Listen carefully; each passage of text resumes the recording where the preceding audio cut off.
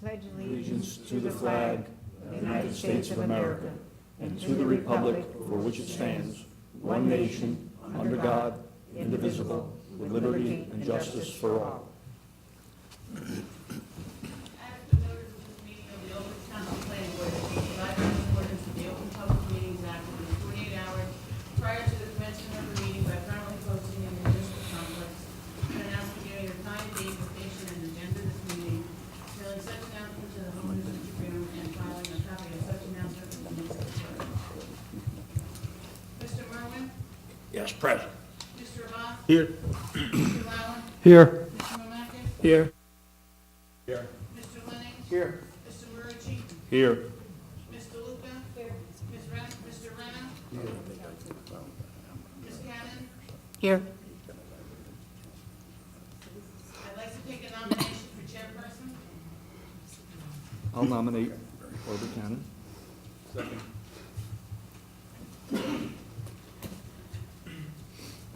Mr. Merwin? Yes. Mr. Abbas? Yes. Mr. Lauer? Yes. Mr. Mamakis? Yes. Mr. Schmidt? Yes. Mr. Lenning? Yes. Mr. Murici? Yes. Mr. Luca? Yes. Mayor Cannon? Yes, thank you. Thank you very much. Thank you. Okay, now we need nominations for vice chairperson, and I'd like to nominate Dean Marucci. Is there a second? Second. Yeah. Nope. Mr. Merwin? Yes. Mr. Abbas? Yes. Mr. Lauer? Yes. Mr. Mamakis? Yes. Mr. Schmidt? Yes. Mr. Lenning? Yes. Mr. Murici? Yes. Mr. Luca? Yes. Chairman Cannon? Yes. I also just wanted to mention that Ernie Schmidt is celebrating his 20th anniversary on the planning board by becoming just a member and not serving as vice chair. That's his choice. And we appreciate all your hard work, Yes. as always. Okay, now we have for secretary, and I would like to nominate Casey Lenning. Is there a second? I'll second. Second, roll call, please. Mr. Merwin? Yes. Mr. Abbas? Yes. Mr. Lauer? Yes. Mr. Mamakis? Yes. Mr. Schmidt? Yes. Mr. Lenning? Yes. Mr. Murici? Yes. Mr. Luca? Yes. Chairman Cannon? Yes. We need a vice secretary? Oh.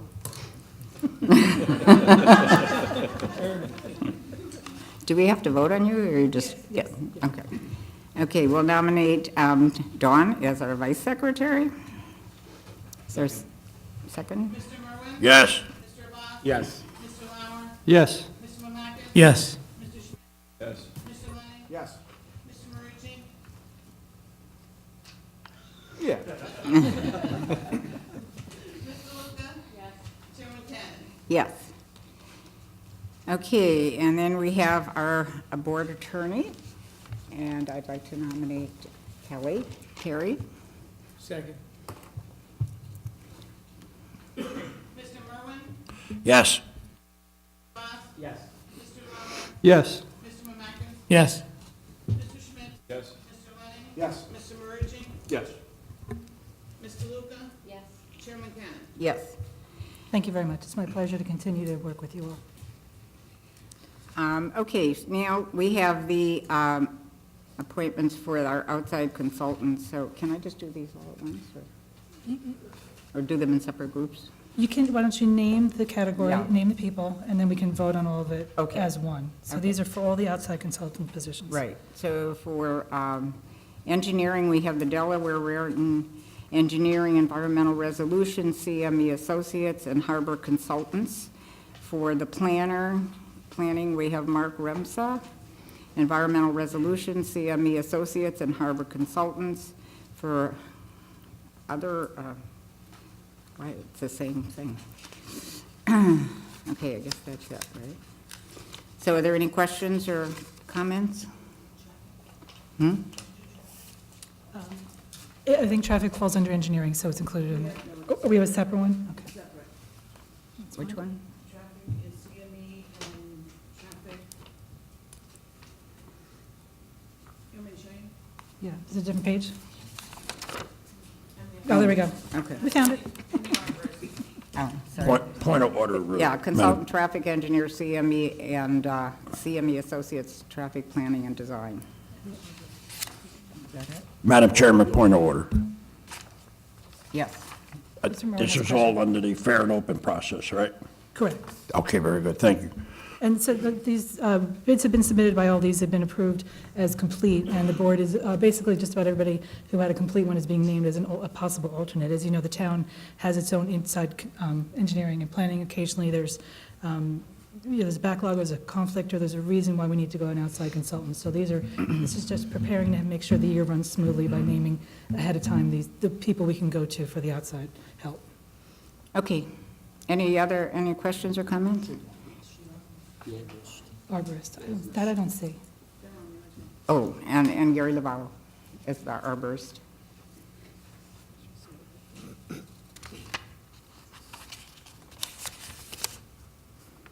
think we've got everybody. Does anybody need clarification? Does everybody understand the list? Okay, then to be a motion to approve, and a second to approve those outside consultants. Move it. I'll second. Okay, moved and seconded. Dawn? Mr. Merwin? Yes. Mr. Abbas? Yes. Mr. Lauer? Yes. Mr. Mamakis? Yes. Yes. Mr. Lenning? Yes. Mr. Murphy? Yes. Mr. Luca? Yes. Chairman McCann? Yes. Okay, now we have the subcommittees. We have the minor subdivision site plan. So we did, Ernie, are you still interested in serving on that? Yes. Okay, so we have Mr. Schmidt and Mr. Boss, do you still? Okay, and then the mayor. I don't know, Steve, are you interested in serving that if the mayor's not here? Yeah. Okay. Can I just appoint these, or do we have to vote on it? Okay. Yeah, at the end. All right, and then the master plan, I have myself, and then Ernie, are you still want to be on that? Okay, sure. And then the mayor. And open space, Ernie? Yes. Okay, and then the LDO committee, it's myself and the mayor, and then we have an opening. So if someone would like to, the Land Development Ordinance Committee, is there someone that would like to serve on that? I can do that. Oh, Dean, you want to do that? Okay. All right, so if we can just vote on all of those. Okay, I'll move it and then seconded by Mr. Lanning. Mr. Merwin? Yes. Yes. Mr. Lauer? Yes. Mr. Mamakis? Yes. Mr. Schmidt? Yes. Mr. Lenning? Yes. Mr. Murphy? Yes. Mr. Luca? Yes. Chairman McCann? Yes. Okay, I think we're all set then, right? Just readopt the board's rules and regulations, those same ones as last year. If anybody doesn't have a copy of them, don't get them to you. And we can change and amend them as the year goes on, so, but it's just a good point to adopt them annually. So it's the board's rules and regulations, the same as last year at this point. Yeah. Okay, is there a motion to approve the rules and regulations of the planning board? I'll move it. Moved by Mr. Lenning, second? I'll second. Seconded by Mr. Boss. Roll call, please. Mr. Merwin? Yes. Yes. Mr. Lauer? Yes. Mr. Mamakis? Yes. Mr. Lenning? Yes. Mr. Murphy? Yes. Mr. Luca? Yes. Chairman McCann? Yes. Okay, and I just want to remind everybody that we're being televised, and we'll go off the air at 10 o'clock. That doesn't mean necessarily that the planning board meeting has been adjourned at that time, but that's when the cameras will leave. And I just want to, before we start, to wish everybody a Happy New Year, happy and healthy New Year, Happy New Year. and a good year for the planning board. Okay, so we're going to start with the regular agenda for completeness waivers, application 45-18 PA, Amboy Bank Administration Building, block 16002, lot 2.11. Evening, Mr. Chairwoman, board members, board professionals. My name is Jeffrey Shank, from law firm Holland Pate. Happy New Year. Glad to be here. We have received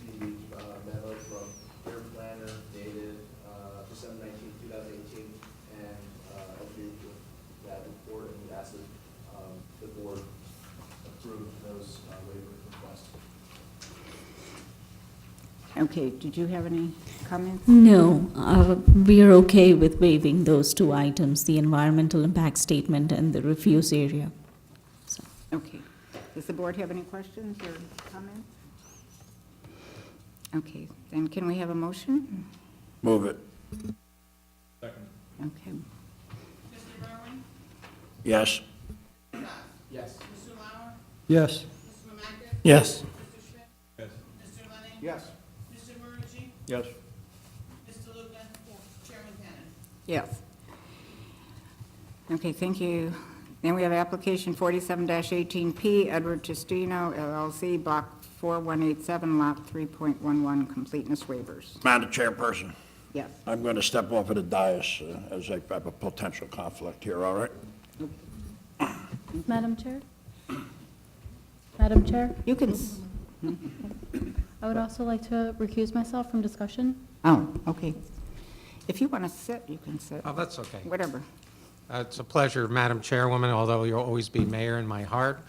Members of the board, good evening, Happy New Year. I believe that my engineer and the planner have worked out the details of the waivers, the ones that we have agreed upon. I think a recommendation by the planner would be that we'd waive the environmental impact statement, is that yes, correct? yes, That I would be submitting a community impact statement and along with a traffic impact. that's correct. Report. I believe there'll be a recommendation to waive the aquifer recharge assessment. That's correct. And the next round, my engineer will be submitting the stormwater profile. That's right. And the profiles for the adjoining streets will be waived, is that right? Yes, And finally, the location and unloading, unloading space will be provided by my engineers. that's right. So I think that we are in agreement. Yes, And request that you approve those items. Okay. And then when I get the studies to you, we would be complete. Is that correct? Yes. Okay, does the board have any questions or comments? So I'm just Just curious. for the record, Edward Testino appearing for Okay. Edward Testino LLC. So I know most, if not all of you. But I'll put that on the record. Okay, so can I have a motion? I'll move it. Okay, moved by Mr. Schmidt I'll second. and seconded by Mr. Marucci. Roll call, please. Mr. Ross? Yes. Mr. Lauer? Yes. Mr. Mamakis? Yes. Yes. Mr. Lenning? Yes. Mr. Marucci? Yes. Chairman Cannon? Yes. Thank you, and I would like to thank the professionals for all their work outside of this room. Thank you. Okay. All right, see you soon, I guess. Okay, the minutes for December 4th, 2018. I have a motion to approve. I'll move it. Moved by Mr. Marucci. Is there a second? Second. Seconded by Mr. Lauer. Roll call, please. Abstain. Mr. Ross? Yes. Mr. Lauer? Yes. Mr. Mamakis? Yes. Yes. Mr. Lenning? Yes. Mr. Marucci? Yes. Mr. Luca? Yes. Chairman Cannon? Yes. I was here for most of it, is that, yeah, okay. Okay, the 2017 annual report, are you going to talk to us about that? I don't have to add to this one. This was prior to I came in, but you all have seen that many of these applications had the finished basement, and that's why they had to go in front of the zoning board. The council recently amended the ordinance, so this year, hopefully, we won't have any of those applications, but this is the 2017 report, and within a couple of weeks, you should be receiving the 2018. Unfortunately, because I guess there was no planner, this report was delayed, so it's at least a year late. So you should be receiving the 2018 report shortly. Okay, so then you're going to review that and have a Yes, discussion on yes, that when you're yes. ready. I'm working on it. You should get it in a week. Oh, okay, great. Okay, do I do these ESCO? Okay, Beth, yeah, I just had a question. This is the report that triggered the LDO for the basements? Right. Yes. All right. Yes. So, and we don't know if there's any triggers in the new report, right? We still don't know. Okay, Yes. very good, thank you. Going to review the new one, and then we'll discuss it. Okay, we need a resolution under the escrow deficiency resolution. Should I just read these three? Okay, American Plaza, 3, 1,500, Avalon Bay Communities, 1,500, and Allersap Holdings, 1,500. So I need a resolution, a motion? To move the resolution, so that the piece of paper acknowledging, sending over to these people that they're deficient They're in on their deficient. escrows. Moved by Mr. Lauer, second? Mr. Merwin? Yes. Bus? Yes. Mr. Lauer? Yes. Mr. Lomaka? Yes. Mr. Schmidt? Yes. Mr. Lennon? Yes. Mr. Marucci? Yes. Mr. Luca? Yes. Chairman Kent? Yes. Okay, and then we have a resolution for application 32-18P, Raritan Bay Medical Center, preliminary and final site plan with C variances. So do I have a motion for that resolution? I move it. Moved by Mr. Marucci, second by Mr. Voss. Mr. Merwin? Abstain, I wasn't part of it, thank you. Mr. Voss? Yes. Mr. Lauer? Yes. Mr. Lomaka? Yes. Yes. Mr. Lennon? Yes. Mr. Marucci? Yes. Mr. Luca? Yes. Chairman Kent? Yes. Okay, before we go any further, I've been remiss because I wanted to welcome a new member to the board, which Dan Renna, who is our new alternate. He just moved into town not too long ago and dove right in. And we welcome you. Okay, application 14-18P, Sign Brothers LLC, Block 3230, Lot 41-12, major site plan preliminary and final with C variances.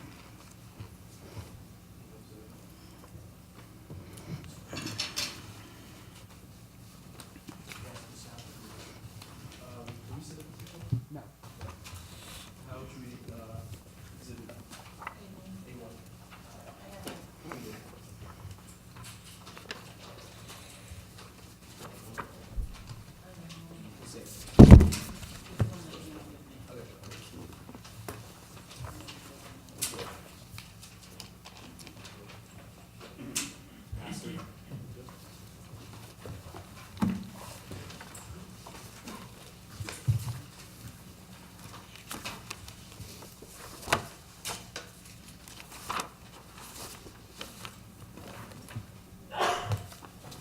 God bless.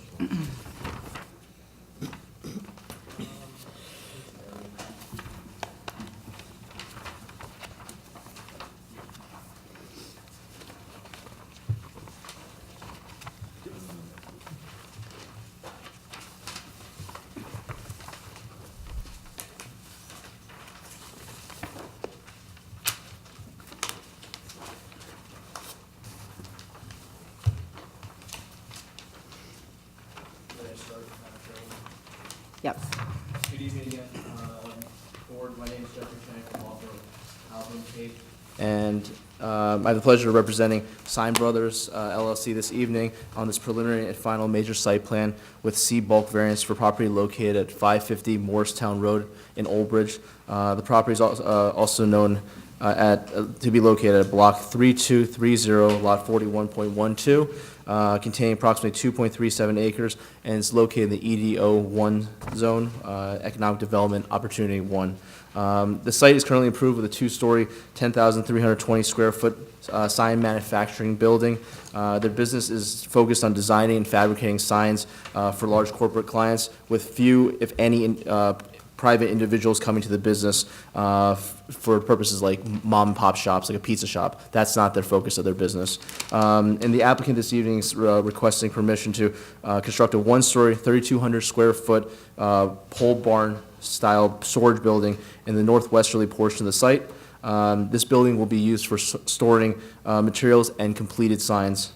And we also intend to expand the existing gravel parking areas, removing some of the existing gravel area, and constructing a stone exfiltration trench, a refuse enclosure, and providing lighting on the proposed building. And the bulk relief required is for the accessory building side yard setback of 25 feet, which is proposed, where 50 feet is required as in this zone. I have Michael Geller, the design engineer and planner. I'd like to swear him in, and before I do that, just want to confirm proper notice and jurisdiction is taken by this board. Bless you. Yes, the board did receive your affidavit of notice, and there was no issue that we had. Anybody in the audience have any, or on the board have any issue with the notice? I see none. Okay, thank you. If I may, Ms. Carey, can I have Mr. Geller sworn in? The and- attorney will swear you in. Swear affirm the testimony about to give in this matter is the truth, the whole truth, and nothing but the truth. I do. State and spell your name for the record, please. Michael, is this on? You just press the button, yeah. Yep. Michael Geller, that's Geller. Thank you. I'm a professional engineer and a professional planner in the state of New Jersey. You want to hear my credentials or anything? Quick, briefly. Okay. Yeah. I graduated from Stevens Institute in 1975. I have about almost 44 years of experience in engineering and planning. I have served Howell Township in the 1980s as their in-house municipal engineer. I consulted their zoning board and planning board in both the capacity as engineer and planner. I did the same thing from 1990 to 2008 in Lacey Township in Ocean County. Okay. And I've testified before many boards in We accept your various credentials. capacities. Thank you very much. Mr. Geller, could you take us to the property, orient us, tell us what's there currently, what we're proposing, and I'll let you go through your direct testimony if you The could. mounted rendering is the exact same thing as the 11 by 17s that have been passed out to the board members. This site is Block 3230, Lot 41.12. It's also known as 550 Morristown Road. It's located on the northerly side of Cheesequake Morristown Road, which is also Middlesex County Route 689. It's about 700 feet east of State Highway 34. This property, as Jeffrey said, is in the EDO 1, the Economic Development Opportunity 1 zone of Old Bridge Township. As you can see, the property is a flag lot. It has a 25-foot post area, pole, call it the pole of the flag, that's about almost 400 feet long, and then the bulk of the property is set back behind Lot 41.11. The property has an area of 2.37 acres. It's currently developed with a two-story building that's on the, oriented from north is to the right on this rendering, so it's from south to north on the easterly portion of the property. It's a permitted use for a sign business in the zone. The building has a footprint of 43 feet by 120 feet, and that's 5,160 feet per story, and there's two stories for a total of 10,320 square feet. As Jeffrey said, this sign business is more of a corporate nature than your mom and pop business type signs, and they deal that manner, and that's why they can exist located off the beaten path, so to speak, off the road. They've relocated here. I think they've been in operation in Old Bridge for the last couple of years or so. There are about 17 to 18 employees. It's noted that the company does encourage carpooling, and there are 6 come in 2 carpools, and another pair, a father-son, come in a third car, and then the rest drive individually. The hours of the operation are basically a 9 to 5 operation. There are no nighttime hours. The deliveries to the site are via UPS, FedEx, Harbor Freight, Yard Metals, typically by a 26-foot box truck that brings the materials in. Sometimes larger trucks get in there to bring materials or deliver to jobs. They get about 1 or 2 deliveries a week, and there may be the occasion, very occasionally, that from about 1 to 3 times a month, a client or a visitor will come to the site, and basically their business is with customers over the phone or via the computer, and their product is out. There's nobody that needs to come to the site. It's a typical business, industrial-oriented operation. I would point out that the flag portion of the property used to have a gravel driveway. There's still remnants of it. It's become overgrown over the years. That driveway has long since been abandoned, and the property has access through Lot 41.11 from Morristown Road. That's a paved 2-way driveway. There is an access easement on record. Jeffrey, did you have that and want to enter it? I did. Ms. Borbley, can I open that envelope that I gave you earlier? There's an access easement we'd like to mark as a record. That would be Mark right. that A2, John? Just to the left of the Cartech auctions? Yes, left, just west of that. I'll be describing the vicinity in a moment. I'll give you one. I'll hand it. Once you pass the paved driveway, you enter into the site where it's a gravel stone surface. There's parking that exists in front of the existing building. That would be south of the existing building. And there's room there for 13 vehicles. There's one handicap spot that's in a kind of a deteriorated paved condition. I'll discuss the proposal is to make that a concrete surface, properly signed, and we will address that in a moment. The client advises that the 13 spaces are sufficient for the operation. For the 10,320 square foot building at the parking rate for manufacturing of 1 space per 800 square feet, the 13 spaces on the site match the number required by ordinance. The current building has building-mounted site lighting that will remain. The site is served and will continue to be served by a public water connection and an on-site individual septic disposal system that's in the northerly portion of the property.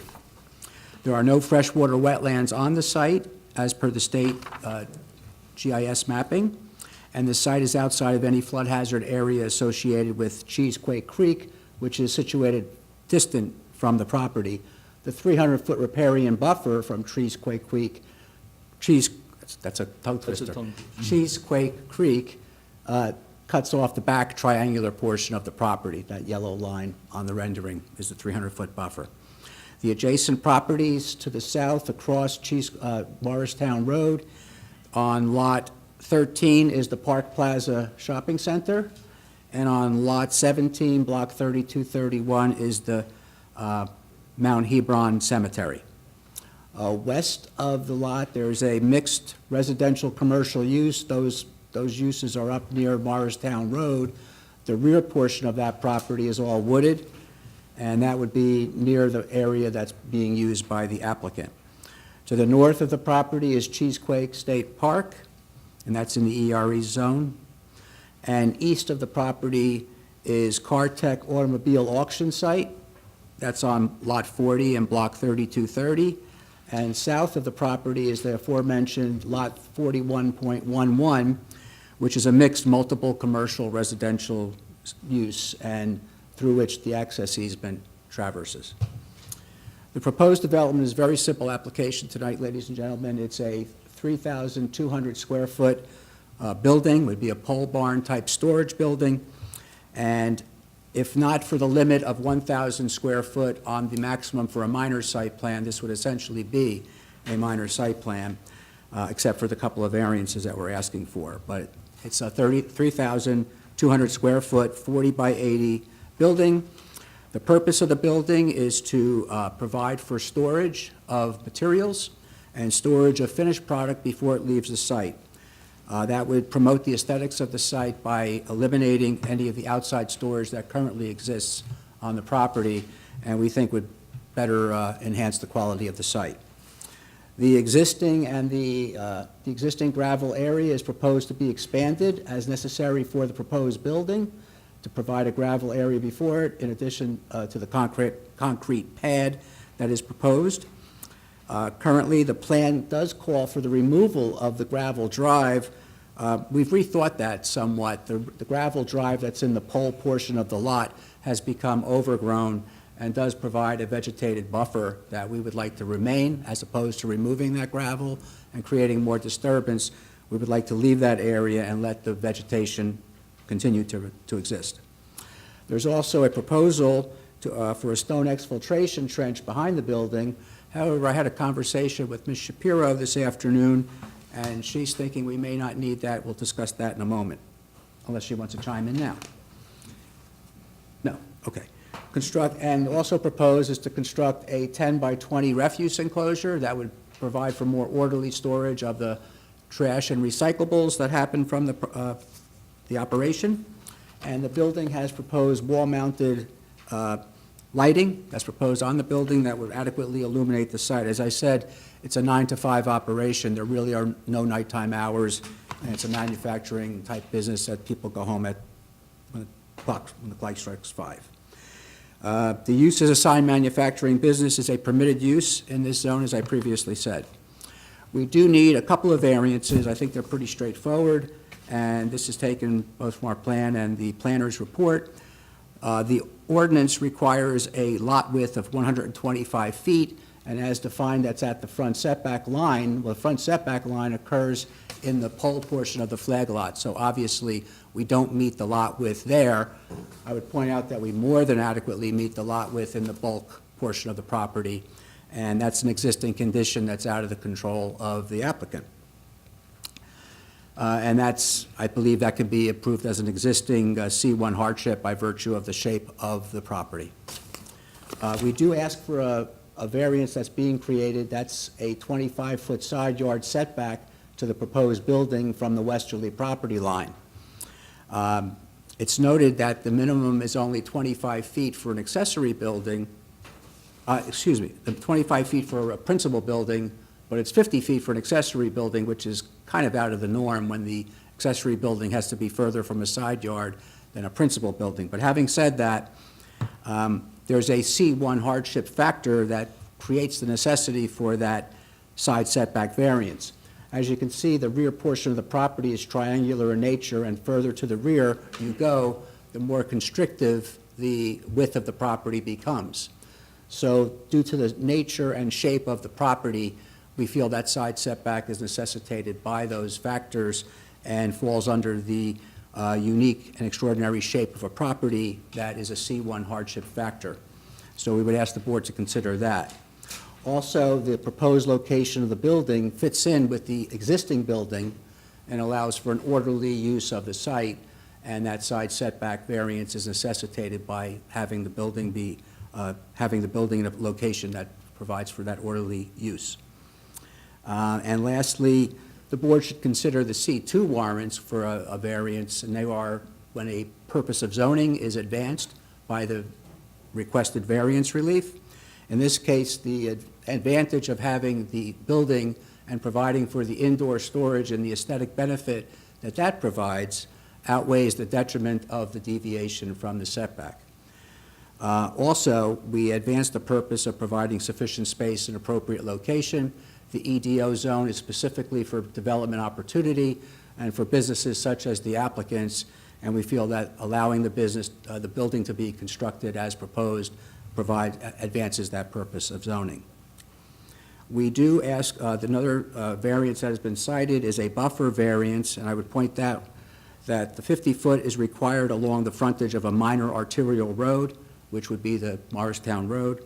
None is proposed. In this case, the 50-foot setback is entirely within the pole portion again, and that area is already vegetated. So if there is a variance that's needed, we would request that to be considered that the area is already vegetated sufficiently. And the last variance is from Appendix G, that one loading space is required. On gravel, there's no formally marked loading space, but I would point out that this particular use, the building has a front platform that the applicant uses for light types of deliveries, like paper and that kind of thing that's light that UPS can deliver right to the front. There's actually a loading dock on the front of the building. And there's also a loading area in the back where they take some of their finished product out, and from the lower story of the operation, load back there. When the proposed building is there, the gravel area in front of the building is sufficient for loading in that area. So there's no formal loading space designated, but there's several areas of the site that are used for loading, and that's typical of a site such as this that's industrial in nature, and there's several buildings that are being used and loaded to and from. So we would ask that the board consider that, and if a variance is required, approve that formally.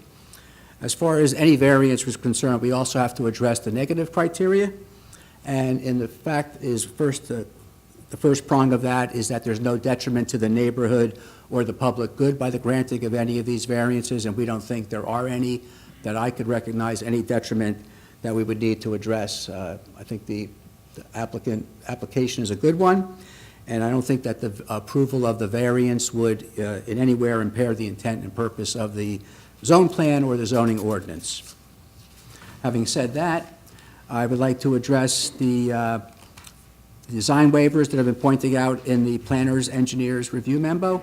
We are asking for a waiver of curbing. And typically on sites, the perimeter of all curbed and paved areas, of all paved and gravel areas are typically curbed. Here in this site, curbing does not exist, nor is any proposed. This site is dependent on sheet flow for stormwater runoff. Curbing would preclude that, and curbing would impact the manner that runoff has worked from this site in a long time. It's existing gravel surface, and sheet flow is necessary, and curbing would impede that. As far as another design waiver, existing and proposed combined access driveway is located on the adjacent lot. Technically, it's an off-site driveway, and as that requires a variance, a waiver, we're asking for that to continue. That's an existing condition as well, and as demonstrated, there's an easement in place that allows the cross-access on that driveway. The other waiver is the fact that the gravel is not proposed to be paved. Is another condition that is site's not frequented by visitors or customers. It's not a retail site, it's an industrial site, and the existing gravel would maintain the existing runoff conditions. It wouldn't increase runoff as a result of impervious surfaces. And the last waiver is one that was having to do with the seasonal high water table in the area of the proposed exfiltration trench. We do not provide the 2 foot of clearance. That's why I believe that Ms. Shapiro said we probably shouldn't need it. We don't think we need it. We were doing that as a best approach of trying to manage the rooftop runoff from the proposed building. But we would offer that if that's not going to be required by the town or the board, we would eliminate it from the plan. I would point out that we have been to Middlesex County. We are in agreement and are working through that approval. The Middlesex County has asked for some widening of the curb radii and a reconstruction of the driveway in the immediate vicinity of Morristown Road. That would allow better for the trucks to ingress and egress. They've asked for a WB60 turning movement, which is pretty large, and that would allow for any fire trucks as well that would need to get to the back of the site. So we think that's a good improvement, and we're working that out with Middlesex County. That approval is pending. And we did get Freehold Soil Conservation District certification on December 10th, 2018. We've been through your reports, the board professional reports. I'll run through them, if I may, unless there's any questions. Ms. Shapiro and Ms. Sawant's report is dated December 21st, 2018. For page 1, 2, 3 are informational for the board. Page 4 has the zoning requirements. I would point out that we've addressed the variances. There's one variance that's noted as non-conforming, and that's minimum landscape ratio in the middle of page 4. The minimum required is 0.40, that's 40% of the site. The existing site, with the wooded areas, the grass surfaces around the perimeter, and in any island areas, that's actually 66% of the site. It also includes the 25-foot pole portion of the flag lot. So we do meet this, it currently meets that standard, and the proposed as well meets that standard. That'll be 63% after the construction of the building. So we feel that that's not a variance. As far as the concrete on the bottom of that accessible parking space, we do have a proposed concrete surface that will be the existing parking barrier-free space will be made into concrete, properly marked. There's a sign already depicted on the plan, and we will make that concrete so it's better for handicap access, and there's already a lift to bring it up to the first floor that was installed when they took occupancy of the building. So we are conforming, I believe, in providing the barrier-free space. On page 5, top of page 5, there's no use variance required. This is a permitted use. I believe we've addressed the variances. On the bottom, under planning comments, the planner asks the applicant should testify if the new building will be used solely for an accessory use or will also contain the principal sign fabrication. This is all accessory. It's all for storage and for any staging. The manufacturing of signs occurs entirely within the existing building and would continue to do so. I think under B, I already addressed the hours and the employees. On C, on the top of page 6, we will be providing the curb stops that are recommended to define the parking spaces. That is so true. On gravel or stone, you can't paint, so we will provide the wheel stops to define those spaces. Under D, we provided the easement that addresses the allow for the driveway through lot 41.11. Under E, addresses the sign. There's an existing sign there. Planner is calling it a billboard, and it's technically, it's not a billboard like you think of, a big sign, but it's a sign that's off the premises of the property that it's identifying. So technically, it's not a site identification sign. It falls into a category known as a billboard. It's not large, as you can see in the picture in the report, but that is to remain. There's no change proposed, and there's no request to replace the billboard or anything like that. The existing signage will remain, no changes proposed. Again, it's not a business that's frequented by the public. It's people that know where they're going and know where the business is that they're visiting. Under 2, on the bottom of page 6, is parking. We accept the planner the way she has reviewed the parking as a manufacturing business and will revise our parking table on the plan that 13 spaces are required and 13 are provided. And the existing, the proposed building will be only for storage. On page 7, the handicap parking stalls, we are providing the one that's required, and we will add the details that are requested by the planner. We talked about setbacks already. Landscaping was granted, the applicant was granted a waiver from submitting a former landscape plan last year. It's only last month or two. Buffers we talked about, and loading zone we talked about. And under J, on the bottom of page 7, we talked about curbing. We talked about lighting. There's lighting. There's a little bit of a dim spot that both your internal people and environmental resolutions on the southerly parking spaces. But again, this is a 9 to 5 business. We don't feel that the little de minimis lighting in that one area is very critical for the site, if the board's so inclined to agree. We talked about loading. I think we talked about everything in this. Number 6 on page 8, we will elaborate on the operation and maintenance of the proposed, well, if we even have the basin. If the board elects that, that's going to disappear. Number 6 has to do with the exfiltration system stormwater management report. And number 7 is the office concurred with the findings of the Middlesex County Planning Board. So that concludes the engineering and planning memorandum. We also have a memorandum from Environmental Resolutions dated January 2nd, 2019. The first page is informational. I'll go down to the review comments. I think we talked about number 1, the current operations, hours, staffing, deliveries. We talked about that.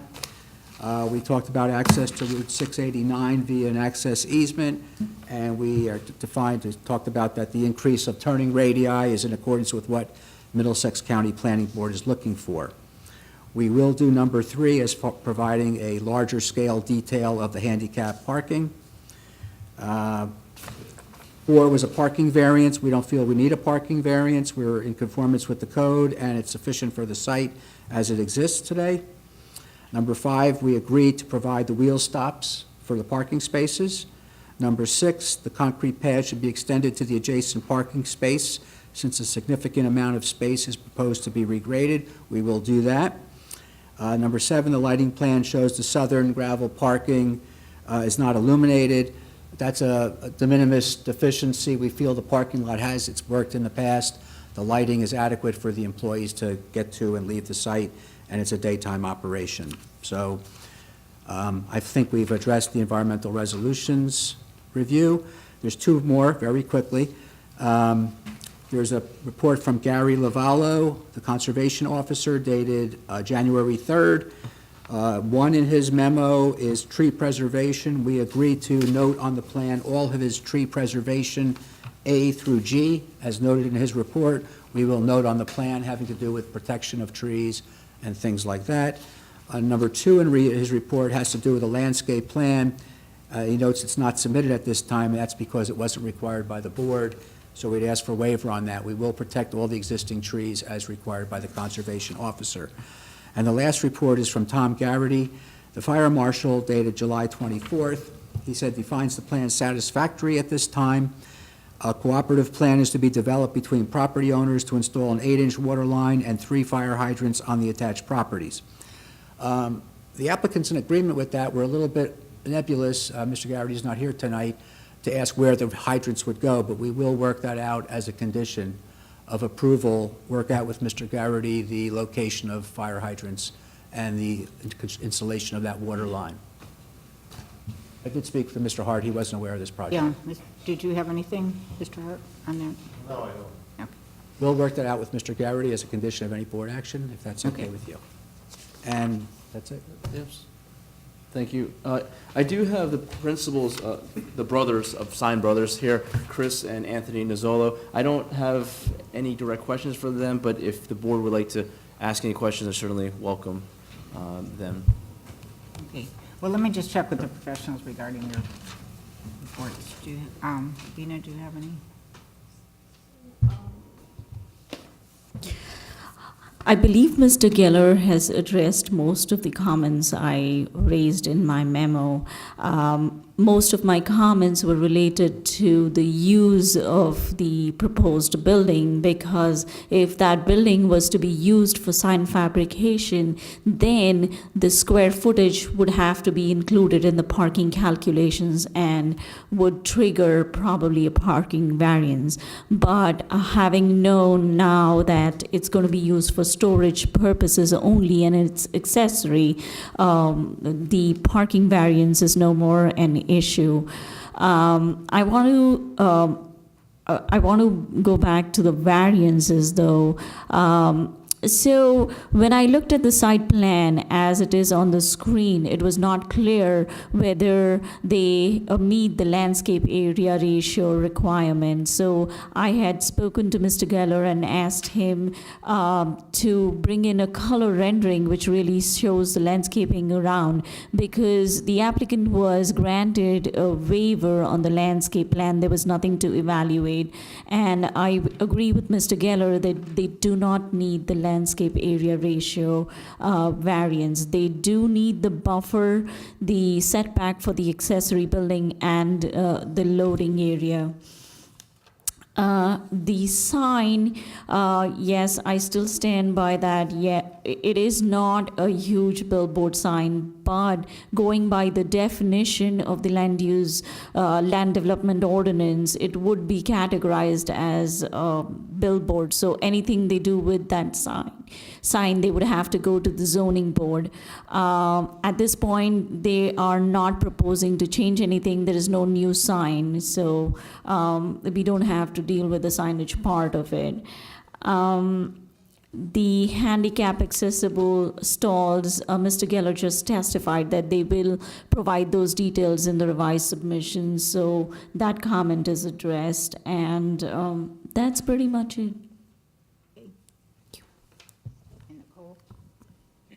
Chairwoman Cannon, there's only a few items that, that engineering had, and that started on page 7 and continued on to page 8.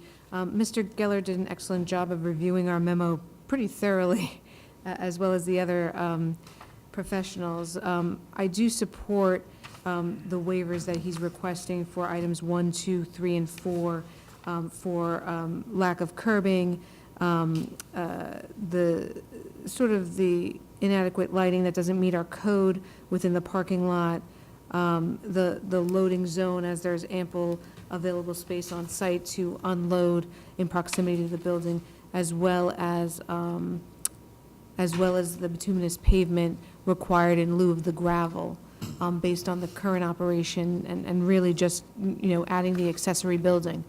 When I had talked to Mr. Geller before, he was saying to me that, based on the information they obtained in soil borings, that they couldn't meet the 2-foot separation between the bottom of their stormwater trench and seasonal high water table.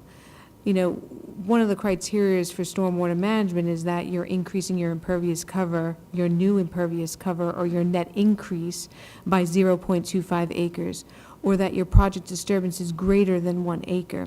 In this case, that's not the case.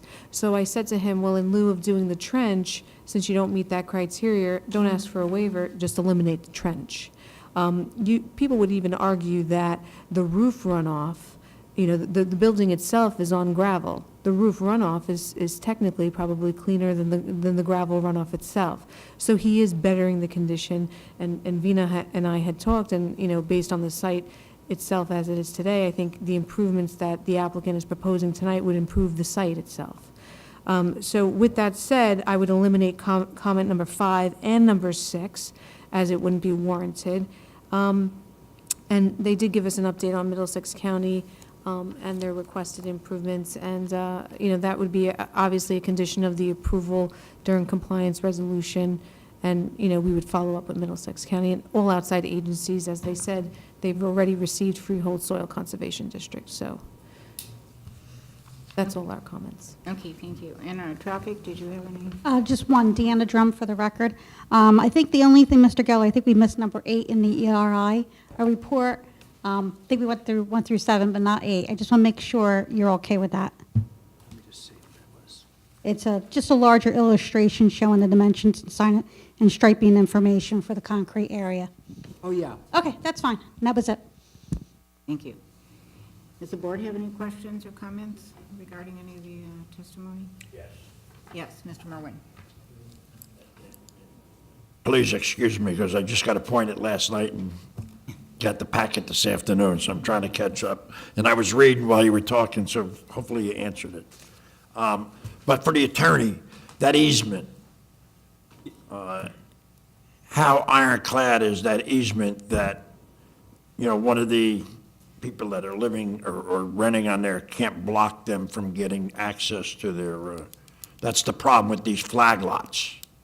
It's recorded with the Middlesex County Clerk's Office. It's been in place 1982.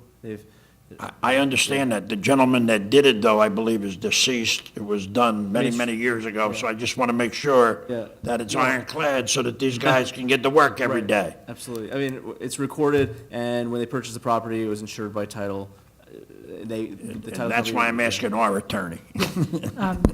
As you know, as we all just received it this evening, so I'm looking through it, but it does look like it's it's very basic, but it's very straightforward, that it, grantor does hereby grant, transfer, and convey rather than saying grantor and grantee, the front lot is giving to the back lot, open and unobstructed easement and right-of-way in perpetuity, under, upon, across, and along, for the purposes of ingress and egress. So that's pretty straightforward, that it's in perpetuity, which would mean forever.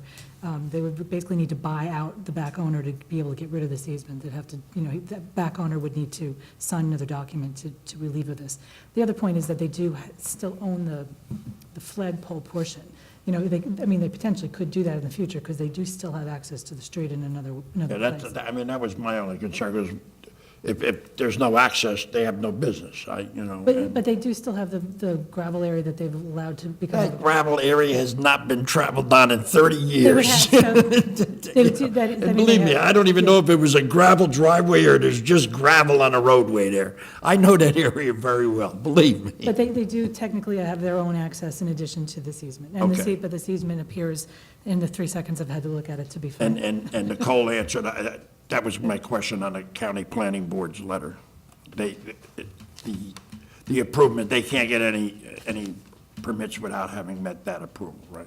Once they comply with the conditions of Middlesex County sends us a copy of that letter, and that's one of our checklists on compliance resolution before they are able to put the storage building on there. That's my only questions. Thank you. Okay. Anybody else on the board here? Yes, Mr. Lauer. Mr. Geller, when this building's constructed, Will all the current containers that are on the property, and I made a visit to the site, and there seems to be a few down there, will they be removed off the property? Well, the purpose of the site plan is to eliminate the outside storage. Okay, but will the units be removed then, once they're emptied? It's not on his property. Containers on his property will be removed when the building is installed. I'm sorry. When the building's constructed, it's to propose that the containers would be removed. Okay. Now, on your survey, it shows a couple containers on the southerly property line, real close to the property adjacent to it. Are those containers, are they with the owner? So if you Come want, on up, yeah. All right, yeah. Come on. Yeah, come up to the microphone. Do you swear or affirm the testimony you're about to give in this matter is the truth, the whole truth, and nothing but the truth? Yes, I do. State and spell your name for the record, please. My name is Anthony Nizzolo, first name Anthony, last name Nuzzolo. Thank you. I am one of the owners of Sign Brothers. Those containers do not belong to us. We actually don't know who they belong to. We think they belong to Wayne Pomanowski, but we're not sure. So you really don't know what's in those containers? I have absolutely no idea. Could be hazardous waste? I don't think so. I've seen a floral shop go there a couple of times. I think there's flowers in there, maybe some baskets. Are you going to allow them to remain there? When we first moved there, we didn't know anybody. We didn't want to ruffle any feathers, Right. so we just left things alone. But now that we're getting serious about improving the site, I think we'll have a conversation. I'll start with Wayne Pomanowski and find out who those folks are, and try to mitigate what's going on there. But honestly, I don't know who they are. Okay. My other question, the trash enclosure, will that be on concrete or will that be on gravel? Concrete. Concrete. The pole barn, you're showing that, I think I know the answer to this question. On one drawing, it shows the length being 36 feet, and on another drawing, it shows the length to be 80 feet. But I'm assuming it's 80 feet by 40 feet. Is that correct? Yes. same questions. In the drawings I have, it's 36.7 and 31/32, and you've got three 14-foot garage doors. Last time I checked, that adds up to 42 feet. Architectural plan? They're real small. Yes. Circled. Look at the rear dimension on the back of the building, it says 37 and change. That's not correct. These are not my plans, this is the area design group plan, but the site plan is 40 by 80 is what's proposed. These will be made to correct, to match that.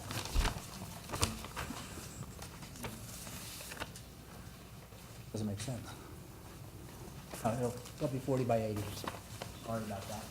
And on your architectural drawing that you were just looking at, it says optional upstairs storage. Do you intend to put that storage? Because it shows a stairway, too.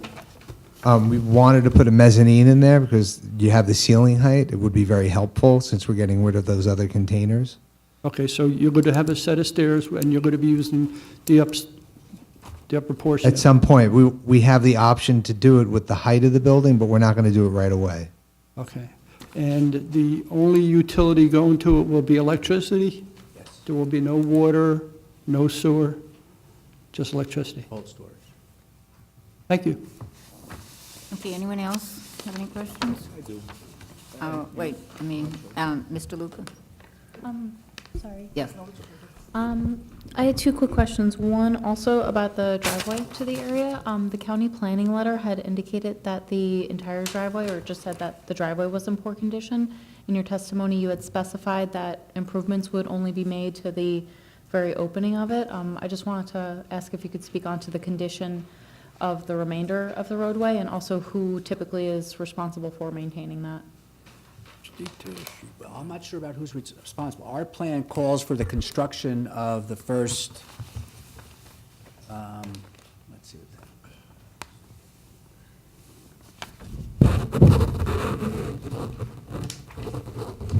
60 feet of the driveway will be reconstructed to support the turning radii. As far as maintenance, I don't know who's responsible, whether it's the property owner or the applicant. My brother actually knows about that. You want to swear Going to yourself come in? up and,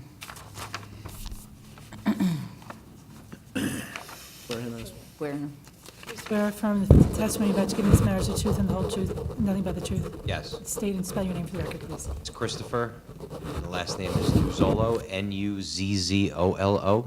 Thank you.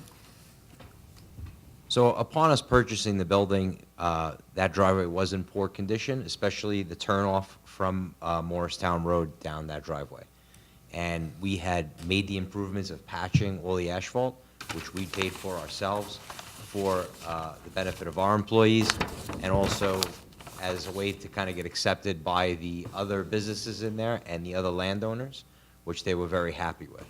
So we try our best to kind of maintain that road and do what we can to patch and repair the asphalt, and try to keep everything in a good, clean, working order. Is it a private road or is it a public road? It's a private road, yeah.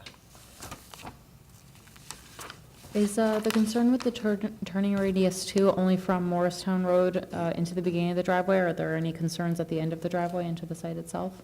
No, at the end of the site terminates in the driveway straight into the site. There's adequate maneuvering room on the site for the necessary turns and things, and the turning radii is for turning out onto the road as well as into the site. And my last question would just be in terms of the existing building. This is going back a little ways, but current storage on site, I think I'd heard there's containers on site. There is no storage currently in the existing building. Essentially what I'm wondering, is there anything that would increase the square footage of manufacturing space in the existing building? I don't believe that's proposed, no. The existing building is staying as is, and the proposed building is to store things that are currently having to be either cramped inside that building or outside in containers. Okay, no, I was just wondering if, not having less to store in that building would mean more room to manufacture, and if anything needed to be adjusted for that. But you've answered my question. Thank you. Mr. Marucci? Where does the manufacturing currently take place? In the existing building? Yes. How are we as the board to be assured that with this nice, shiny, brand-new building, lots of space, 3 big bay doors, that no manufacturing is going to take place in that new building? Because it's going to be tempting.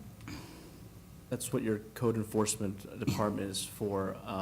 We welcome, I mean, with the approval, the testimony, we're all under oath, that's what we're doing. And the only utilities is what, electric, and it's a cold storage building? Cold storage. So it would be quite, No HVAC? no, yeah, it'd be quite difficult to manufacture if, and that's definitely not what the applicant's proposing this evening. So. Okay, anyone else from the board have any questions? Okay. Is there, yes, sure. So, when Name, so we know. Anthony Nuzzolo first moved into that building, we noticed that the mailbox situation at the top of that road is extremely dangerous. I almost got hit by a car twice going out, so at some point we moved the mailbox, our mailbox, over closer to the corner. The postmaster came down and said we had to move it back. I think for liability for the town or someone getting killed over there, I think all those businesses should have a cluster of mailboxes inside the turning radius at the top of that hill. That's just my gut. Thank you. Okay. Is there, we'll open up to the public. Is there anyone from the public that wishes to comment? I just want to mention, good idea. The board doesn't have the authority to approve that. You really need to go to, speak with your postal worker and, yeah. Wayne Pomanowski has a secretary, she's probably in her 70s, she almost got hit by a car, I almost got hit by a car. It's stupid. The cars flying down Morristown, too close. So if you drive past Hebron and you look left, there's like 2 mailboxes still there. I think one's for the towing place, I think one's for Wayne's company. The board, unfortunately, the board can't do anything for you. I just want to, Yeah, we. you have to talk. It may be worth bringing it up again to the postmaster, though, now that you're doing Right, all these yeah. improvements, if you can maybe. Go to the county, Matawan yeah. Post Office. Try it and again. See if they Good luck. help you out. Okay, anyone from the public? Seeing no hands, we'll close the public portion. Okay, did you have anything else? I have nothing further, Madam Chairwoman. I just asked the board to approve the preliminary final site plan based on the testimony that we provide this evening. Okay. With conditions. All right, did you want to summarize? Sure. The application for site plan approval, the variances requested are the buffer waiver, or the buffer variance, the side yard variance, the loading area variance, and the existing variance for the lot width because of the flat lot configuration. The design waivers for curbing, lighting, loading area, driveway location, and not having a paved driveway. They've agreed to comply with all of the requests made in the professional reports by the engineers, the planners, our traffic consultant. They're going to work with Mr. Garrity to locate those fire hydrants. There will, they did not submit a landscape plan, but they will work with the conservation officer to satisfy his requests. It'll be clear that the sign is not part of this application, that it can remain as is, but that if any changes are requested, they need to go to the zoning board.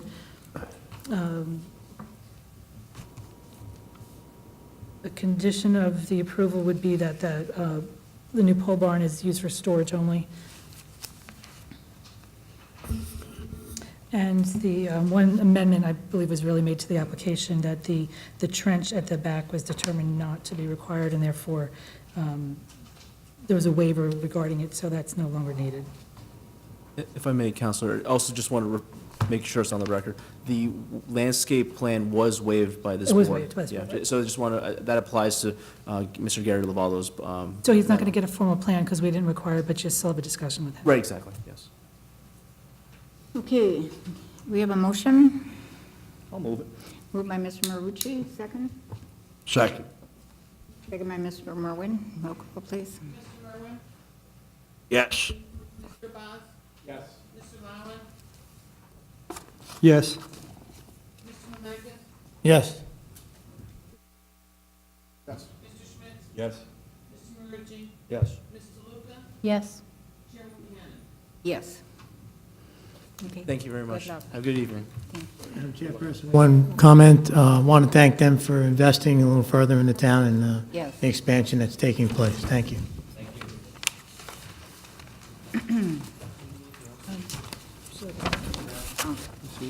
You need, what, 5 minutes?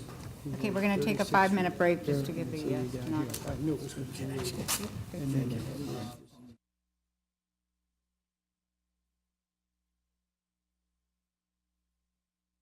And we have application 40-18P, Old Bridge Entertainment LLC, Block 8003, Lot 12.11, major site plan preliminary and final. For the record, Peter Vignolo, VIG, and UOLO from the Law Office of Clark and Vignolo on behalf of the applicant, Old Bridge Entertainment. Okay. If the You may proceed. Thank you. I believe that most of the board is familiar with the site. It's located at 292 Route 516. It was formerly a nightclub. This is an application for preliminary and final site plan approval with some minor variance relief to modify and enlarge the structure on the property to utilize it as a restaurant. The modifications will consist of the removal of the second story of the structure and the construction of an addition on the northerly side of the structure, which is to the rear, in order to operate the restaurant on the site. The conversion of the site from a nightclub to a restaurant is the motivating factor behind the addition, which is required to house the kitchen, which is going to be needed for the restaurant. The applicant is requesting some minor variance relief in connection with the application and one design waiver. Most of these relate to existing conditions on the property. The existing structure is located too close to Route 516. Because of this, it requires both a front yard setback variance as well as a roadway buffer variance. The applicant does not propose to relocate the structure or change any of those non-conforming conditions or exacerbate them. Further, the site currently does not meet the landscape ratio requirement of the ordinance. However, the applicant will be reducing the nonconformity of the existing condition. Currently, the landscape area ratio requirement is 40%, and it's currently 31.1%, and it will be increased to 32.4%. Additionally, the applicant requires a variance for a lack of a loading space. However, the applicant will demonstrate that loading will occur when the restaurant is not in business, and therefore designated loading location is not really required. The applicant's also proposing 3 fascia signs on the facades of the structure, where only one is permitted, but the applicant submits that these additional signs are necessary due to the location of the structure on the property, and would ask that the board recognize that the area of the 3 signs is less than the permitted area of the 1 facade sign it would have been entitled to. The applicant submits that none of the variants requested are significant and can be justified under a hardship and/or C2 analysis, and the applicant can satisfy the negative criteria required for those variances. Finally, the applicant requires a waiver for the width of the off-street parking spaces. While 10 feet is required, only 9 feet exists, and it's proposed to continue. Continuation of that 9-foot width on the parking spaces will allow the applicant to provide a conforming number of parking spaces, and that the applicant submits that that continuation of the 9-foot width is reasonable under the circumstances. The applicant will present 3 witnesses this evening, Mr. Duran, the applicant's architect, Mr. Sadowski, the applicant's professional engineer, and Mr. Borowski, the owner-operator of the restaurant. We also have Mr. Kamamis with us this evening, who is the owner of the site, available to answer any questions the board might have of him. Unless the board has any questions of me, I'm prepared to call my first witness. Okay, you could introduce your. You get sworn in? Do you swear or affirm the testimony you're about to give in this matter is the truth, the whole truth, and nothing but the truth? Yes, I do. State and spell your name for the record, please. William Doran, last name is Doran.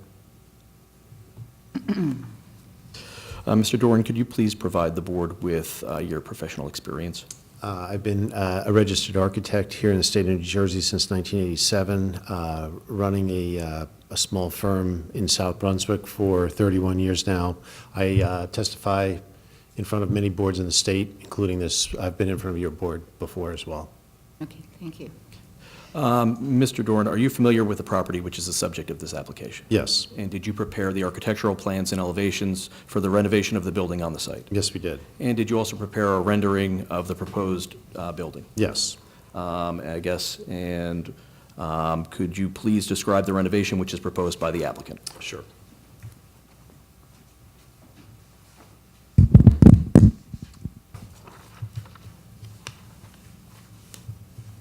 The existing building, in our floor plan here, which is A1, the 516, Route 516 is up at the top of the page. And as Mr. Vignolia said, the building is pretty much right on top of the road.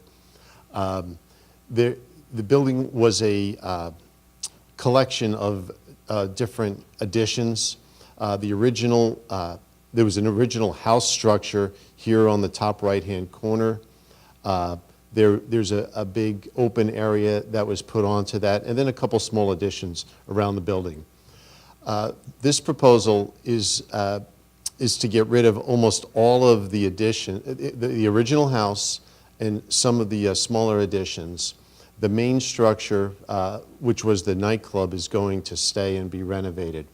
So where the house was located, we're going to, it is a two-story house. We're proposing that come down, and we're going to put a one-story addition along that side of the building and across the back side of the building, the side which faces the parking lot.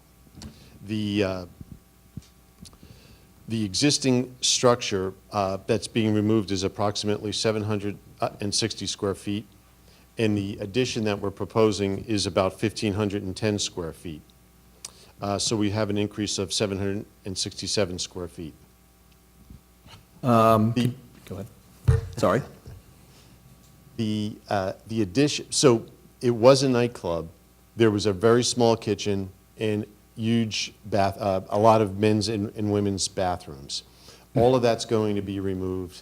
We're going to put in a big kitchen and smaller bathrooms that will accommodate the amount of people that we have in the in the restaurant. The restaurant is going to be, there'll be seating in the restaurant, there'll be an open bar area, and then seating on the other side of the bar as well. Okay, could you please review the elevations of the structure for the board? Sure. Well, we might look at the renderings. Sure. We have two exterior renderings. One we'll call A1. That is from the 516 viewpoint. You can see that this is that existing structure where the nightclub was. We're not going to really do too much to the structure. We'll change some of the facade materials, but the structure is going to remain. There are walls front and back. There's a big gable roof on top, and it's open inside. That's all going to stay and get redone.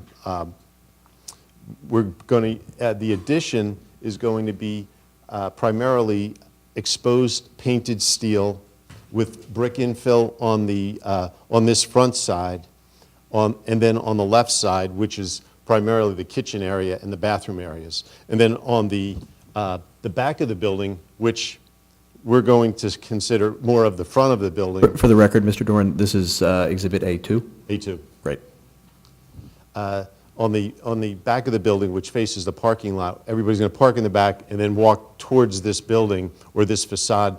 So we've got a lot of glass going on. Again, the addition's going to be the exposed steel, some brick infill, and then a lot of glass infill around the bar area and the main entrance. And how many signs is the applicant proposing for the structure? There are 3 signs. As was testified before, the square footage of the signs, all 3 together, is less than what we would be allowed on the front of the building here.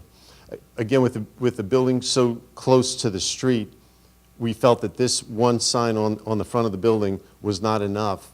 So we're proposing that sign, going back to drawing A2, which you have there on the right side of the building. We have a sign on that side of the building, and then we have a sign on the rear of the building, accentuating the entrance, the new entry area here.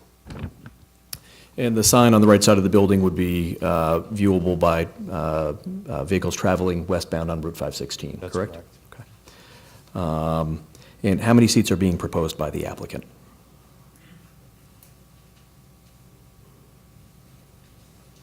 We have 163 seats, consisting of 143 in the restaurant and 20 in the bar.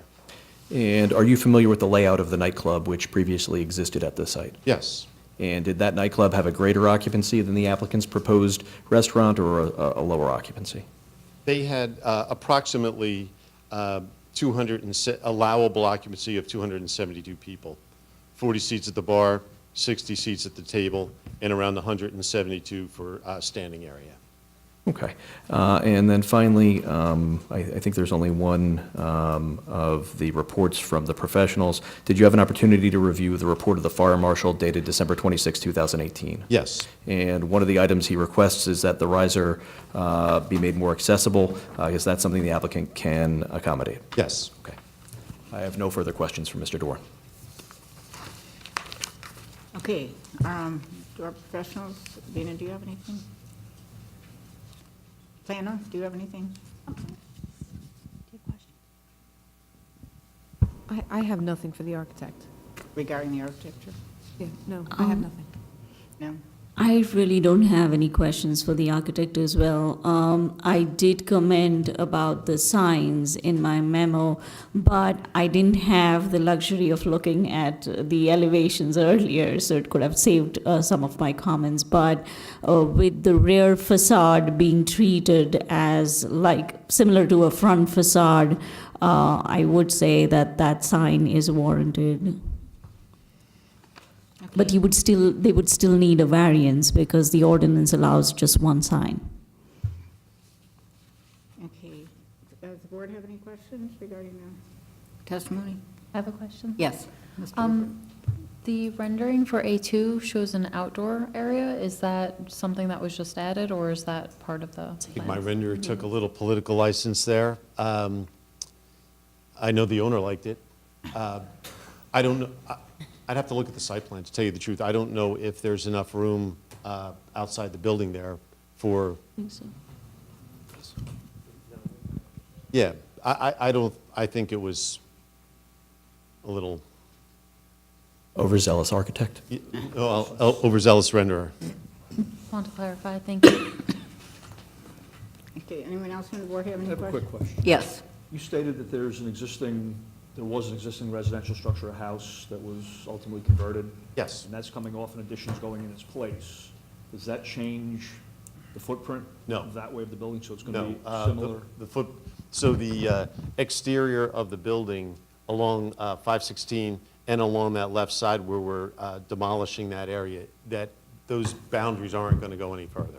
They're right where they are. Okay, Yes, great. same footprint. Thank you. Madam Chair, I have a question. The entrance to the restaurant is now going to be facing the parking lot, correct? Yes. I think it always was. Because I'm just looking at your rendering, and it's like, I see, and my eyesight's not the best, but I'm looking, correct me if I'm wrong, I'm looking at sidewalk that takes you to the door, because that's really not shown in the site plan. So I'm concerned that the site plan and your architectural plan doesn't match. I'd have to look at the site plan. Because the site plan implies that the entrance is actually to the side where the handicap spaces are proposed. No, I don't think, well, Because the only sidewalk is on the side of the building. There's no sidewalk proposed, got mine. well, I'm going to say to the back, which is towards the parking area. If, looking at the site plan, where it says new one-story addition, basically right in front of the word new is where the main entrance to the restaurant's going to be. So the handicap parking is actually to the, if you were walking towards the building from the main parking lot, the handicap parking that's shown on that site plan is to the right of the building. Now, understood, I just think the site plan and your architectural plan, they don't match. Regards to sidewalk. You're referring to the architectural plan or the rendering? Well, the rendering, I'm sorry, the rendering. Well, the sidewalk out front might be a little larger than, But no, actually, there's no sidewalk shown, that's my point. no, there actually is. No, on the site plan? Yes, there is. To the new one-story addition? Yeah, just outside of the new story, well, this is probably Ron's. Yeah. We have our professional. That's something we can talk about later. The applicant's professional engineer can provide testimony regarding the site plan and exactly what's going to exist on site when he comes forward. I think he might be able to clarify some of the confusion. All right. Okay, are there any other questions of this, of the architect, with what we have at the moment? Okay, Thank you. thank you. I'd like to next call Mr. Baranowski, the owner-operator of the site.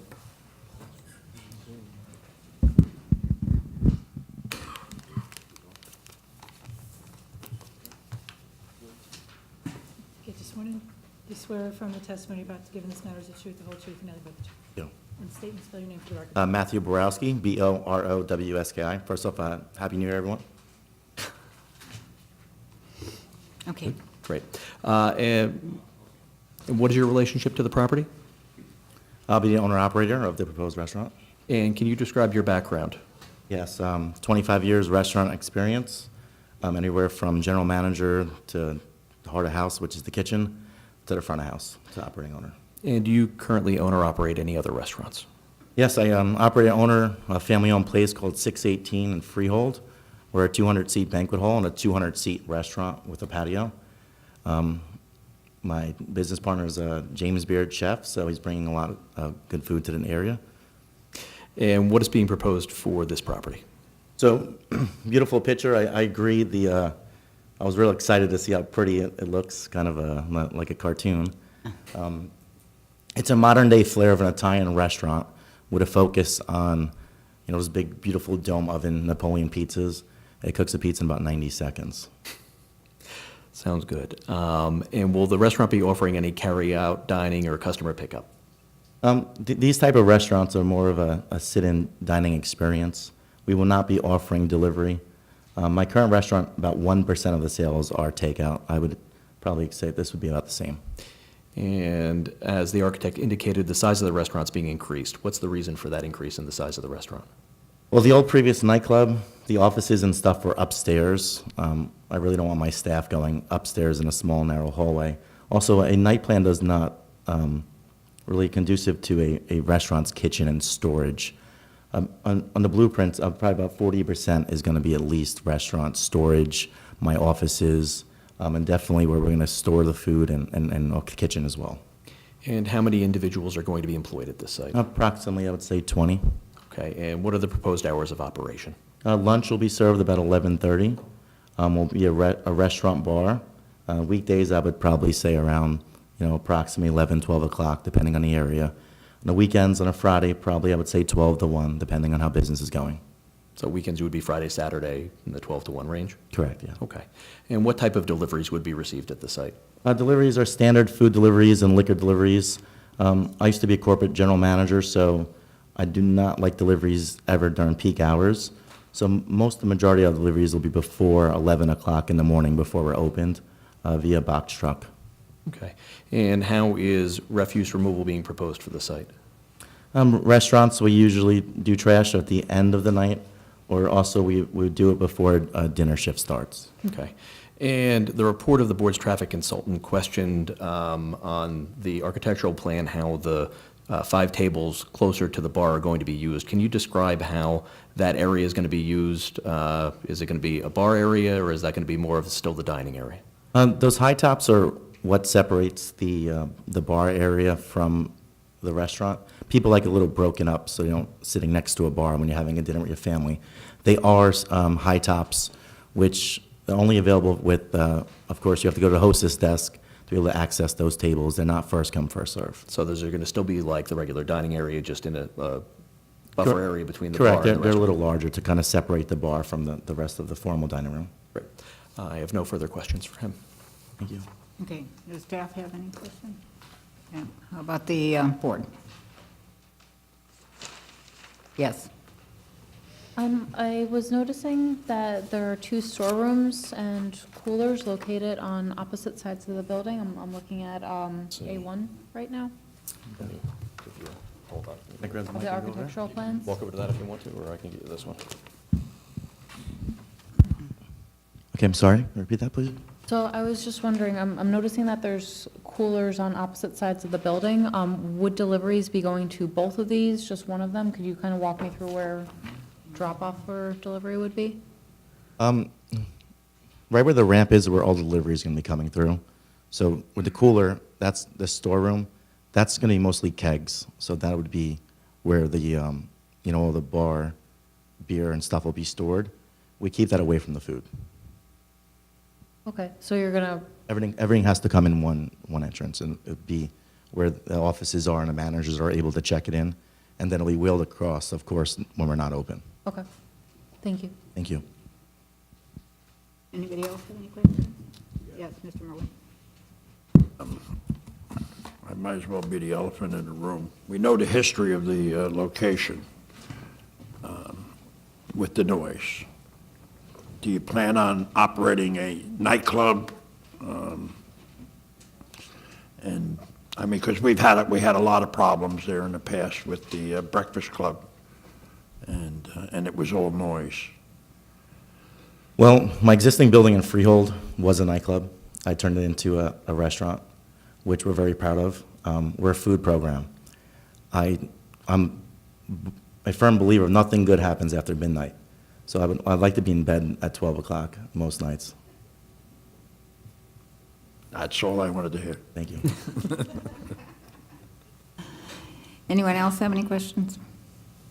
Okay, Okay, if I could call Mr. Sadowski? Thank you, everyone. thank you.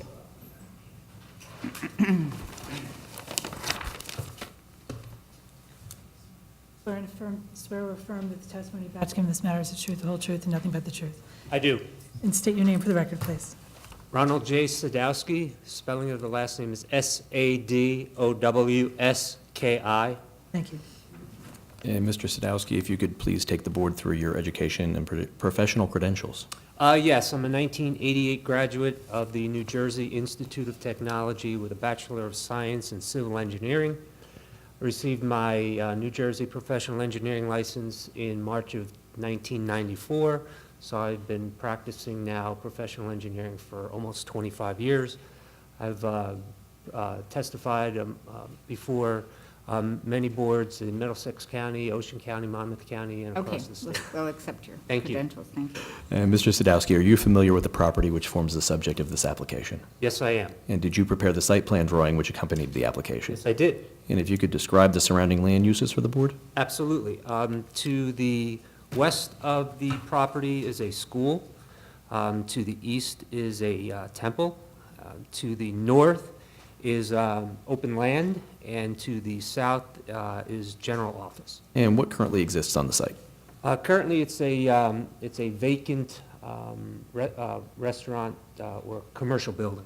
Okay, and what is the applicant proposing for the site? The applicant is proposing to convert this building into a single-story restaurant and demolishing the existing second floor, partial second floor.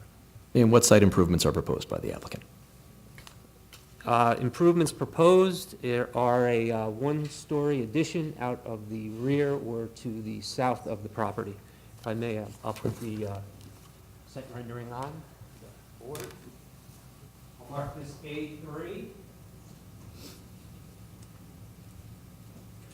It's the color rendering of the site plan, just some of the text and other information that remains just to give that clarity to the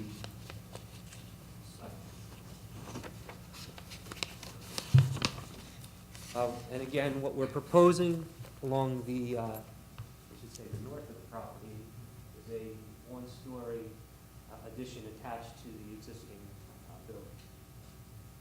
And how will access be handled at the site? Access to the site will be through the, at the north entrance, or I should say at the north portion of the addition. We have a one-way, we have two access points to the site.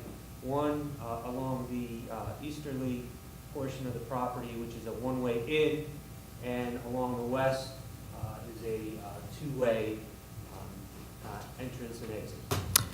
And could you review the parking proposed by the applicant?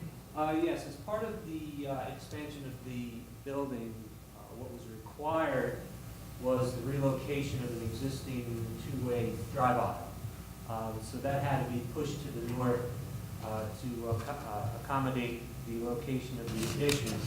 That then also required some manipulation of the existing parking spaces and an adjustment of the alignment of the ADA spaces. And as part of the application, we're bringing the ADA spaces up to compliance. Okay, and how many spaces are proposed? There are a total of 64 parking spaces that are being proposed. And if I may add, the focus of the improvements, not just the building, but the site, were in the vicinity of the building. There's an existing parking lot at the extreme north of the property that we intend to keep intact, unimproved, or unimproved with no... Without changes? Okay. And what type of landscaping is proposed by the applicant? The plan that we provided in our site plans package did not show any additional landscaping. There's limited area for landscaping. There are several trees on the site. As part of discussions with the owner, we will include additional trees where we can. We do have some grass islands where we can put some landscaping trees in, and the owner would also like to beautify the perimeter where he can or along the building foundation. And what type of lighting is proposed by the applicant? We are putting LED lights in. There are existing lights on the site. We're replacing all of the lights on the site with new LED fixtures with a maximum height of 18 feet, which meet the township ordinance requirement. Great.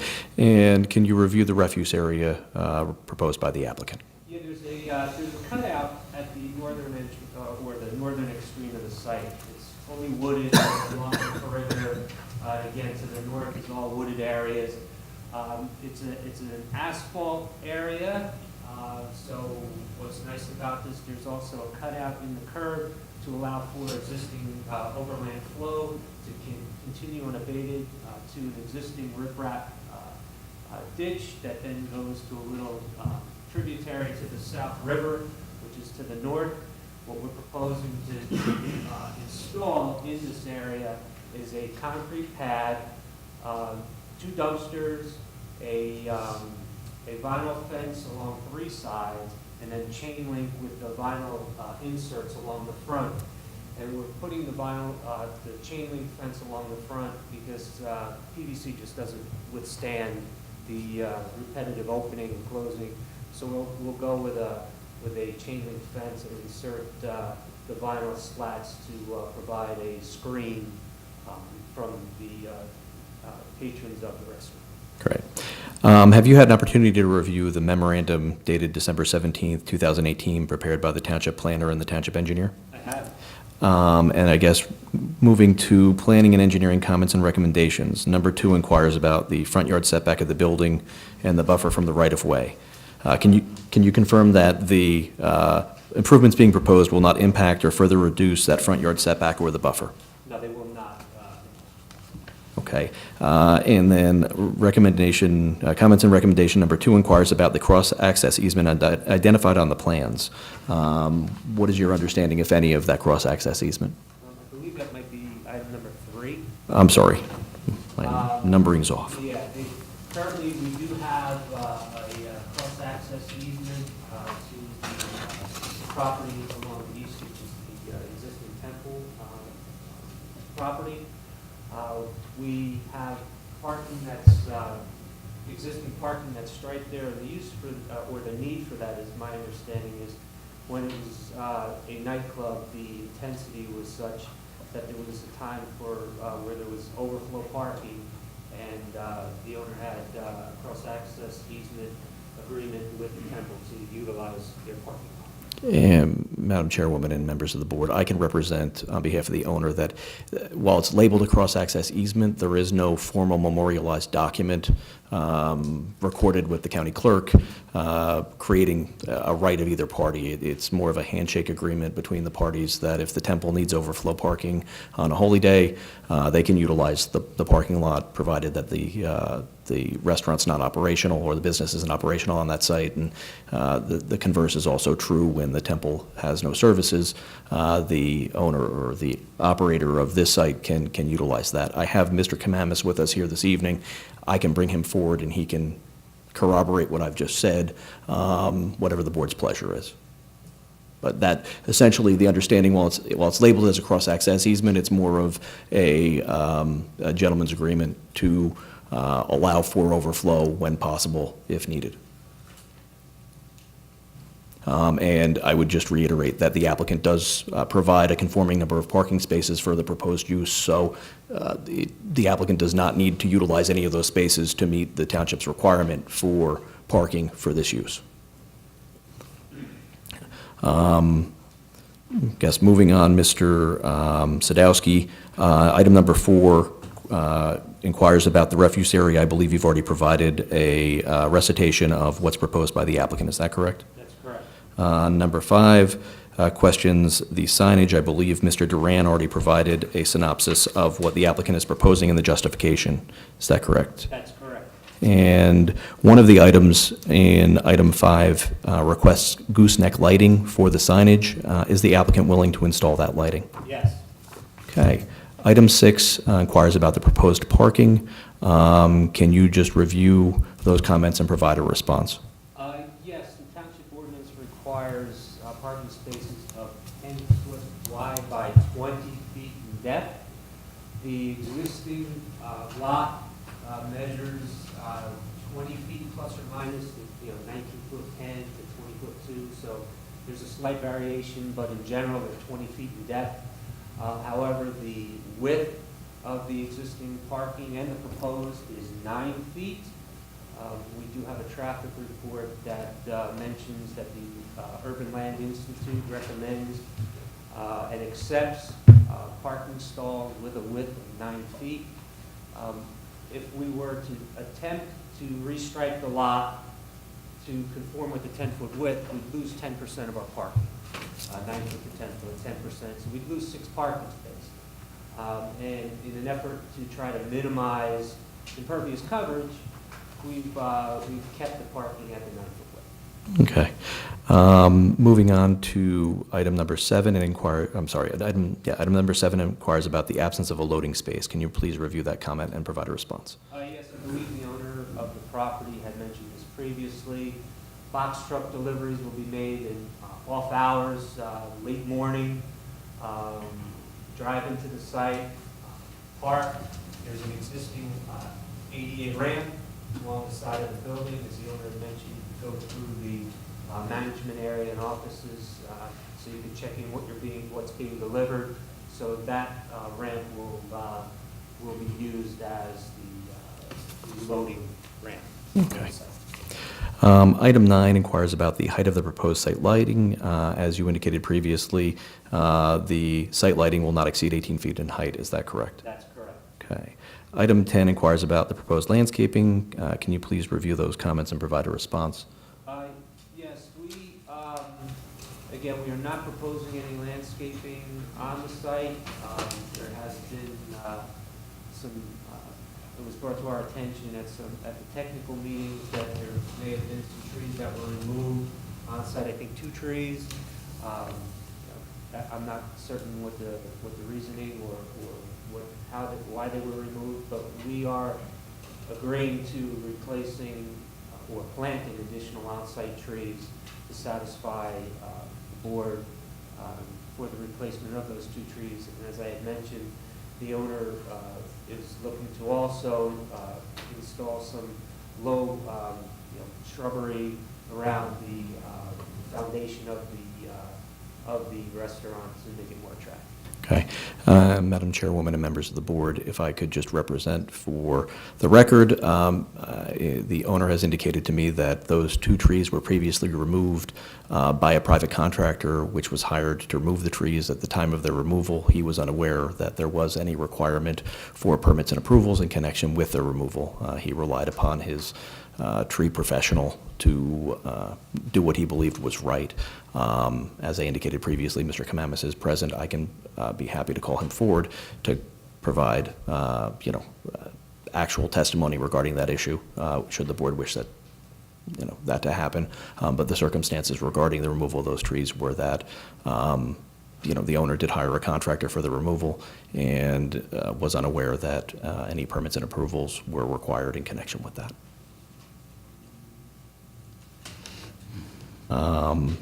Mr. Sadowski, moving on to item number 11, in the Planning and Engineering comments and recommendations, it inquires about compliance with the recommendations of the Middlesex County Planning Board letter. Could you please review those comments and provide a response? We will comply with all of the county requirements. We've already had a surveyor back out to the site to do some additional work to locate the center line and show the property lines on both sides of 516? 516, and thank you. And there will be additional the actual sidewalk along 516 will be replaced with a wide sidewalk. The ADA ramps will be brought up to comply with current regulations, and again, we'll comply with every item in the county report. And it's understood that compliance with and receipt of county approval will be a condition of any approval from this board. Absolutely. So, have you had an opportunity to review the report of the board's traffic engineering consultant dated January 2nd, 2019? I have. And can you please review the design review comments and highlight any items which the applicant cannot comply with?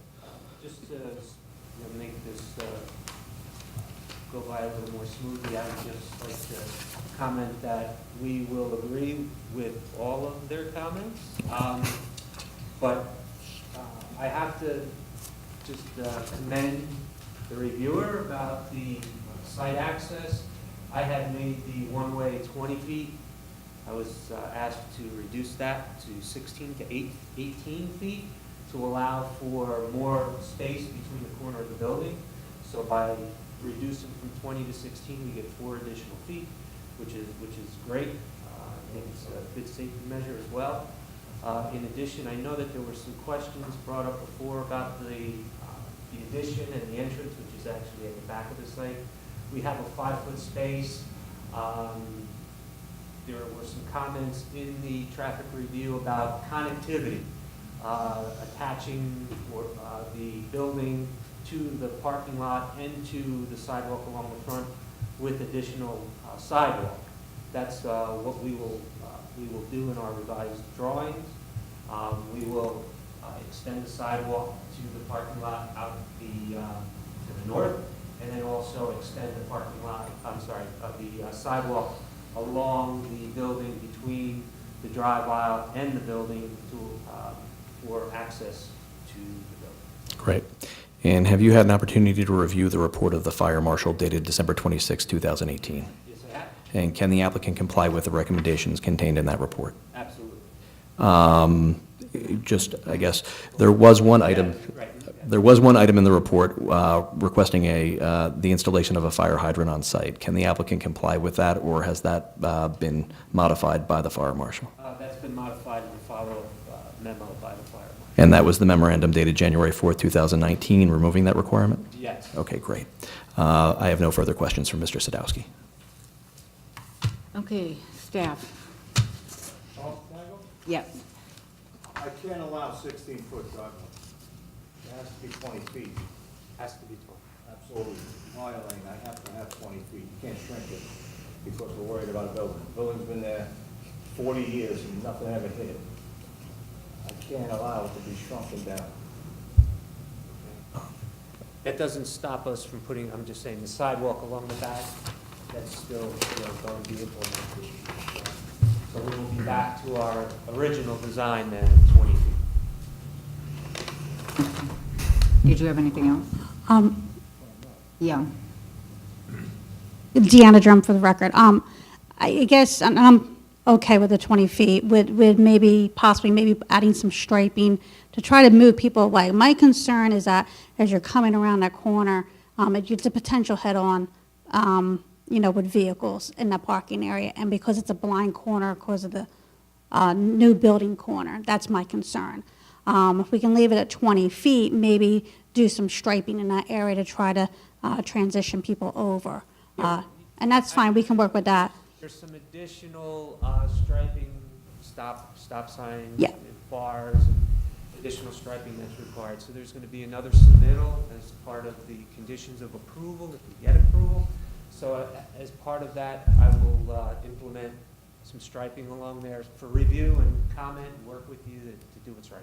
And not that I'm a requirement, and it's not my requirement, but potentially putting a bollard at the corner, that I'll let you make that internal consideration. I was thinking that as well. I just want to make sure that there's not a window there or something where here you got a bollard. But I mean, if we need to put a bollard in, we'll do that. I'm okay without it, I'm just thinking more protection. Yep. Okay, Mr. Hart. Is there a reason why you're going to make the westerly entrance two-way? Instead of just out, left and right? It's an existing two-way. Well, it has never really been used that way. It's always been used, the driveway near the temple is the entrance, and they would go past the front of the building. Now you're sort of changing that where really nobody's really going to do that. And then everybody would come out the side near the school, either make a left to go east or a right to go west. And then at least you would have a direction. For the last 12 years, it's been going in that one. Now, sure, delivery trucks would go in the bigger driveway for them, but But I'm not the traffic guy, I'm just telling you how the building's Right, no, I working. understand, I understand.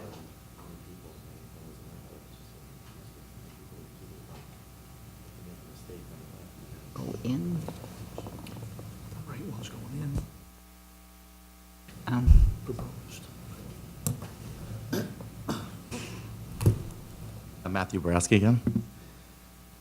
So as someone not from the area, I would not like to be leaving a restaurant and going, like, my parents go to Seaside a lot. Seaside's got a lot of one-ways.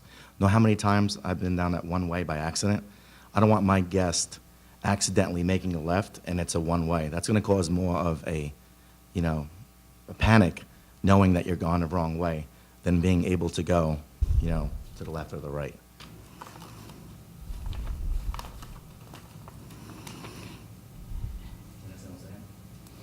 Deanna Drum for the record. I mean, the driveway as it is now, it does appear that it is designed for two-way traffic. I mean, clearly it's going to be Middlesex County's call because it is going to be their jurisdiction. But if you look at it today, you know, looking, it does appear that it's two-way, considering how the parking's also laid out. The width of that drive aisle does promote two-way traffic. What is the Part- width? As part of the application, we were trying to minimize, you know, what the impact we were doing to the site, and so we wanted to keep it as it is. What is the width of the left driveway? The width of the left driveway, I have it on the site plan. It's probably a little blurred.